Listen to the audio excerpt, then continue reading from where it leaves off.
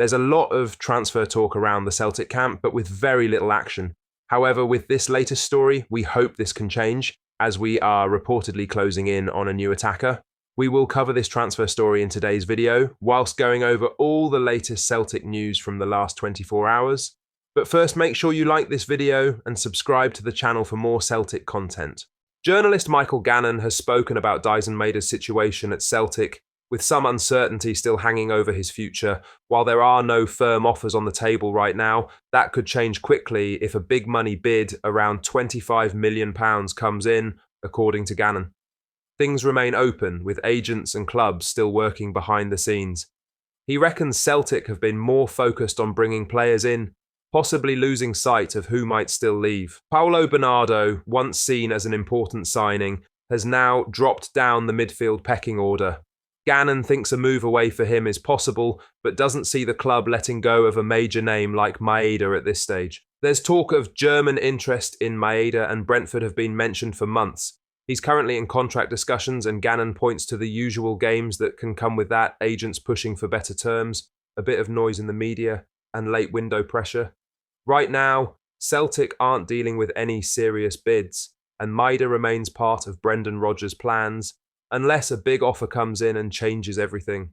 He said, if a £25 million bid comes in, the goalposts change, and it can change things altogether.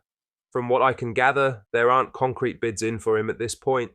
I think there are contract talks and negotiations. When contract talks are ongoing, there can be a few shenanigans. There's agents trying to maximise what they get for their clients, and a bit of sabre rattling here and there. So I think it might be at that stage. I know there's been talk at Brentford for months, but nothing solid yet. I think there's a bit of genuine interest from Germany, that's what I'm told. Celtic have been so focused on who's coming in, they've maybe taken their eye off who might go out. You might see someone like Paulo Bernardo going, now that he's number 6 on the midfield list, but not one of the big hitters. I don't think you can sell one of the crown jewels at this point. Celtic need to stay sharp in the weeks ahead, especially with Daizen Maeda's name still floating around in the transfer talk, after already selling Kyogo, Nicholas Kuhn, and now Jota out long-term. Maeda's importance has only grown.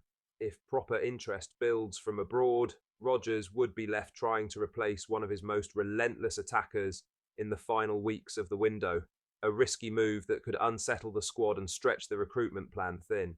Bernardo might still head for the exit too. He's slipped to 6th choice in midfield and could look elsewhere for more minutes. That sort of departure is manageable, Maeda's wouldn't be. Letting the Japanese international go now would strip even more quality from a front line that's already seen major changes. Gannon's take doesn't suggest panic, but there's a hint Celtic might be focusing too much on arrivals and not enough on who might walk out the door. With the clock ticking, decisions need to be sharp. Right now, Maeda stays. Bernardo's future is up in the air, and the behind-the-scenes power plays are well underway. Now for the main story, Celtic are reportedly in advanced discussions to sign 23-year-old winger Oumar Traoré from Al Jazeera.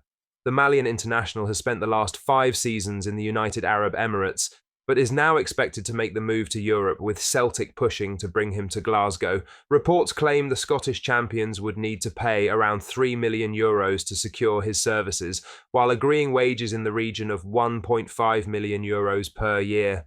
Negotiations are said to be progressing well, with optimism that a deal could be finalised in the coming days. Traoré has built a strong reputation in the UAE Pro League and seems to be quite highly rated. Celtic's need for wide reinforcements has been clear all summer, with Brendan Rodgers currently short of options on the wings.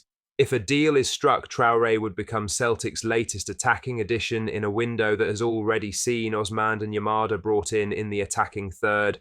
Brendan Rodgers has admitted that he is hopeful that Celtic can bring in some new faces before their Champions League qualifier. Even though the deadline for registering players has passed, the Hoops can still add an additional 2 players a day before the first leg. The manager said, hopefully would be the answer to that. We have right up until, I believe it's the day before the game, to change your squad, so hopefully that can be the case.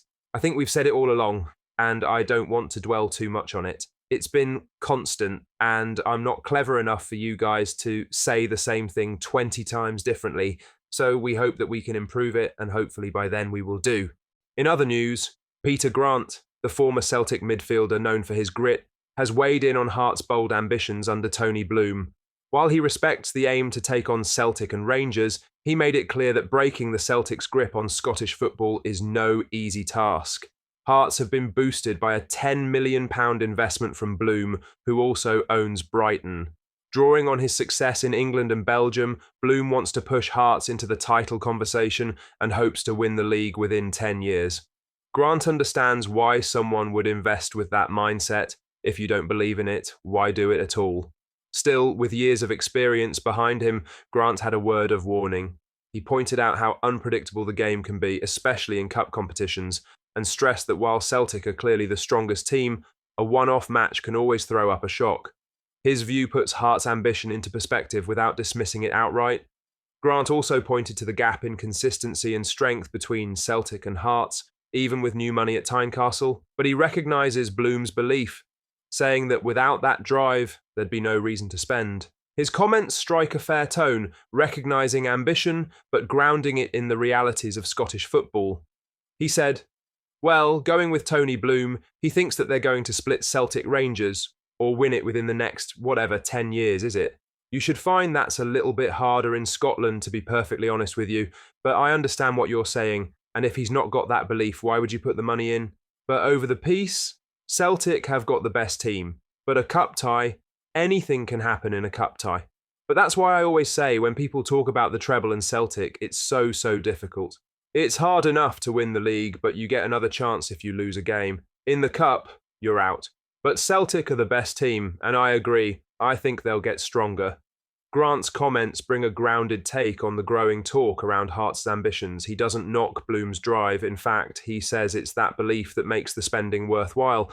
But he's clear that overtaking Celtic is a huge challenge. He points out that while cup games can bring surprises, winning the league is a different kind of test. One bad day and you're out in the cup, but in the league, it's all about week in, week out results, something Celtic have mastered. Grant also sees Celtic as the top side right now and believes they're only going to get stronger. That means Hearts aren't just trying to improve, they're chasing a team that's already well ahead and still moving forward. In the end, Grant's view shows that Hearts are being taken seriously. The plan has real intent, but it also comes with a mountain to climb. Whether they can match Bloom's belief with results will decide if they truly shake things up or if they just stay on the outside looking in.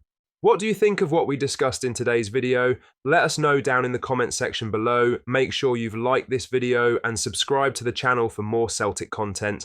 Thank you, take care, goodbye.